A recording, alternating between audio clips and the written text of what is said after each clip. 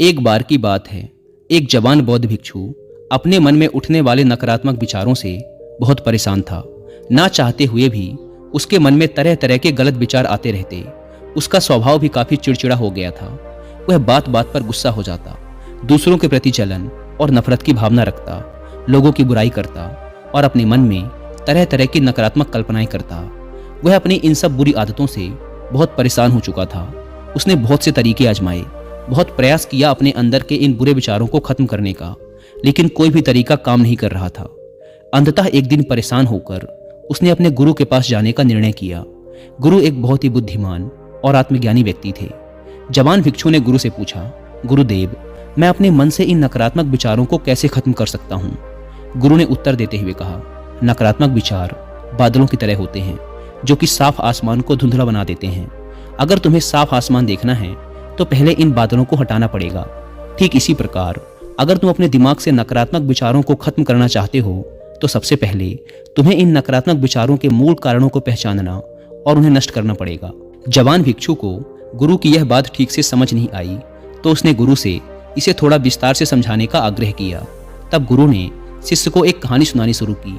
एक बार एक व्यक्ति जंगल से गुजर रहा था। तभी उसे रास्ते पर एक सर्प दिखाई पड़ा। सर्प को देखते ही वह व्यक्ति डर गया और वहां से भागने लगा। जैसे ही वह दौड़ा, उसका पैर एक पत्थर से टकरा गया और वह वहीं गिर पड़ा। उसने खुद को बुरी तरह घायल कर लिया था। जब वह उठा और पीछे मुड़कर देखा तो पाया कि वहां कोई सर्प नहीं बल्कि सर्प के आकार की एक लकड़ी थी जो कि रास्ते पर पड़ी हुई थी। यह देखकर उस व्यक्ति को महसूस हुआ कि उसे नुकसान पहुंचाने का कारण वह सर्प नहीं बल्कि उसके खुद के अंदर बैठा डर और नकारात्मक विचार हैं जिसने उसे घायल कर दिया। कहानी खत्म करते हुए गुरु ने उस जवान भिक्षु से कहा, मन के नकारात्मक विचार इस कहानी के सर्प की भांति हैं जो तुम्हारी परेशानी का मूल कारण नहीं है बल्कि तुम्हारी समस्या का मूल कारण तुम्हारे अंदर बैठा डर, हीन भावनाएं और अतीत के बुरे अनुभव हैं जो कि नकारात्मक विचार, गुस्सा और द्वेष के रूप में बाहर आते हैं। इसीलिए अगर तुम्हें अपने मन से नकारात्मक विचारों को खत्म करना है तो इसके मूल कारण को पहचान कर उसे नष्ट करना होगा। अब हम इस कहानी को अपने जीवन में कैसे लागू कर सकते हैं, इसके लिए कुछ प्रैक्टिकल टिप्स हैं। पहला, माइंडफुलनेस यानी जागरूकता का अभ्यास करो। अपने विचारों और भावनाओं के प्रति जागरूक रहो।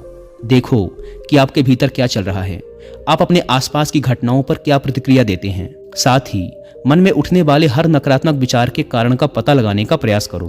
दूसरा, अपने अतीत की बुरी यादों, बुरी घटनाओं और बुरे अनुभवों को स्वीकार करो और खुद को व दूसरों को माफ कर दो। तीसरा, आभारी रहो। अपने जीवन के सकारात्मक पक्ष पर अपना ध्यान केंद्रित करो और आपके पास जो कुछ भी है उसके लिए इस ब्रह्मांड का आभार व्यक्त करो। आभार व्यक्त करना हमारे नजरिए को सकारात्मक बनाता है और हमारे अंदर से नकारात्मक भावनाओं को खत्म करता है। चौथा, दयालु बनो, खुद के प्रति भी और दूसरों के प्रति भी, क्योंकि नकारात्मक विचार अक्सर अंदर ही अंदर खुद की बुराई और तुलना करने से पैदा होते हैं। अपने अंदर दया भावना रखकर हम ज़्यादा सकारात्मक और संतुष्ट जीवन जी सकते हैं। संक्षिप्त में ये कहानी हमें सिखाती है कि नकारात्मक विचार हमारी परेशानी का मूल कारण नहीं है। असल समस्या तो हमारे भीतर गहराई में छुपी हुई है। इन विचारों के मूल कारणों को पहचान कर हम इन विचारों को अपने दिमाग से निकालना शुरू कर सकते हैं और एक ज़्यादा खुशहाल व शांति से भरा जीवन जी सकते हैं। याद रहे, कहानी के सर्प की भांति हमारे ज़्यादातर नकारात्मक विचार भी सिर्फ भ्रम मात्र हैं जिन्हें हम अपने मन में पैदा करते रहते हैं।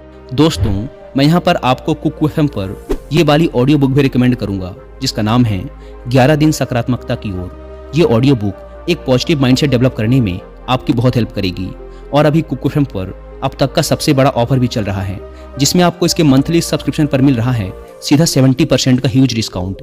यानी आपको इसके फर्स्ट मंथ का सब्सक्रिप्शन पड़ेगा 99 की बजाय सिर्फ 29 रुपीज़ का अगर आप यूज़ करते हैं कूपन कोड SALE70।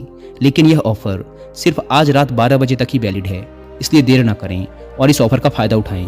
ऐप को डाउनलोड करने की link description and first comment पर मिल जाएगी। धन्यवाद।